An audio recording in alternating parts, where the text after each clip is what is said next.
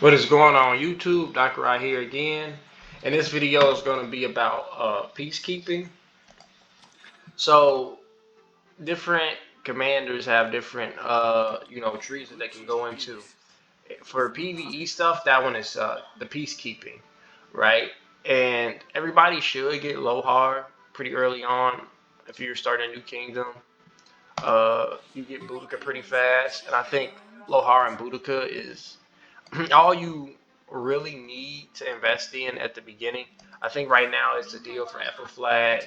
I mean, she's there, you can get her. I gun for Ethel for other reasons.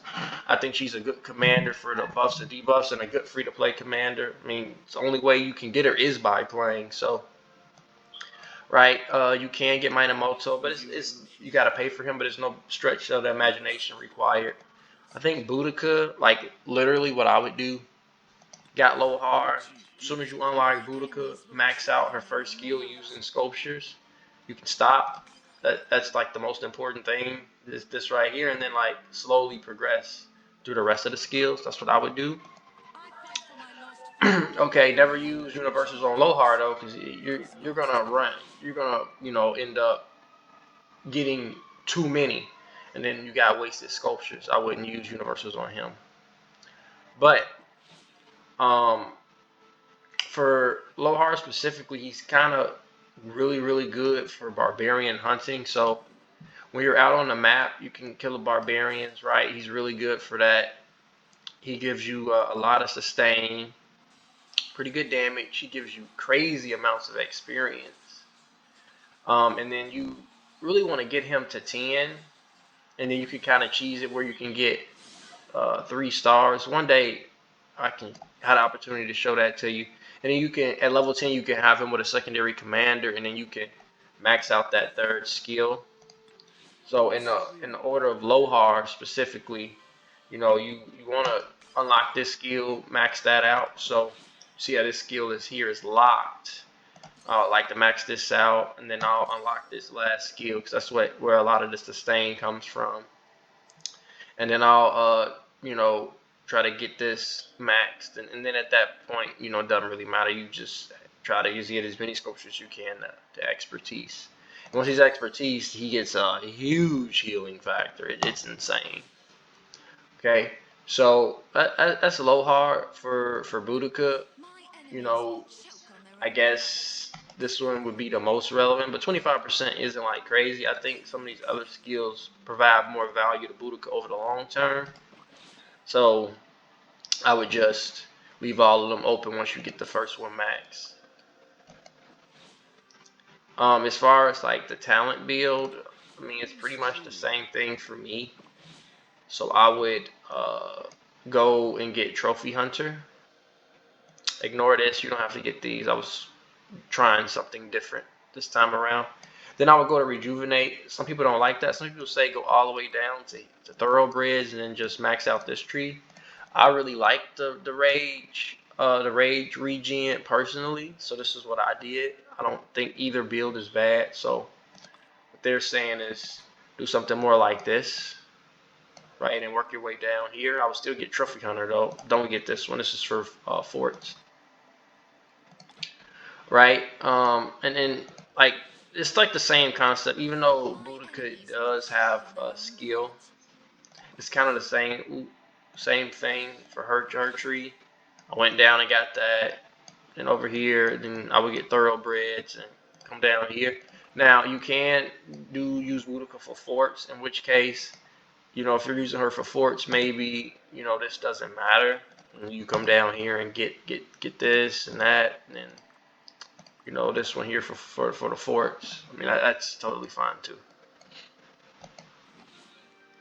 Okay, so that's that, and then because you're using these peacekeepers, the main thing really is that you're getting extra experience. You don't use up as many action points. You get extra resources. So you want to reduce your action points to 0. Or at least make it so you're not wasting the action points. You never want your action points to be full. So that's the idea that you're going for. That your action points are never full. So, but you still don't want to just waste the action points. You want to use them effectively, and the barbarians, the peacekeepers are the best way to do that. So I recommend at least having two, because sometimes you don't want to, do it one by one, like have one march out, because it takes quite a while to reduce your action points. Right now, that's what I'm doing because I'm farming. I'm gonna send out another farm here. I'm gonna see if I can find something on Alliance territory for gold or stone. Farm on your Alliance territory. It helps out the Alliance. So okay, I'm gonna go get this level 4 stone. So that guy out. The next video is gonna be gathering. I think the barbarian hunting should take priority first, because barbarian hunting is how you're gonna get the XP to level up your gatherer. So it comes natural. I would focus on the PvE and the barbarian hunters, and I wouldn't really put in any tombs of knowledge. Like, I can see the argument for a level 20 or a level 10 to get to 3 stars, right? Because then you would unlock the ability to pair these commanders with someone else, and that's worth it to me. But after that, I haven't put in any past 10 for Lohar, level 10. I haven't put in any, XP tombs into them. All of my XP has literally come from me just battling barbarians. Because at some point, because you're using Lohar almost every day to battle barbarians, he's going to get to level 60, and then there's going to be no value to him, gaining experience beyond that point. And that's why I kind of like having at least two, because you can use this one here and then that one sometimes, and then it evens out, right? And then, like, again, you could bring 2 marches as well, so you can reduce your action points faster, but still very effectively. So that's what I would do. You can have more peacekeepers, but the more that you do, the more you kind of hurt their other builds. So, like, this is a peacekeeping build. They're secondary commanders. Like, Boudica I wouldn't use Lohar for fighting, but Boudica, for example, is a secondary commander, because I'm not gonna put her in a primary because it's all barbarian talent. So let's say I did that to Ethelflad, right?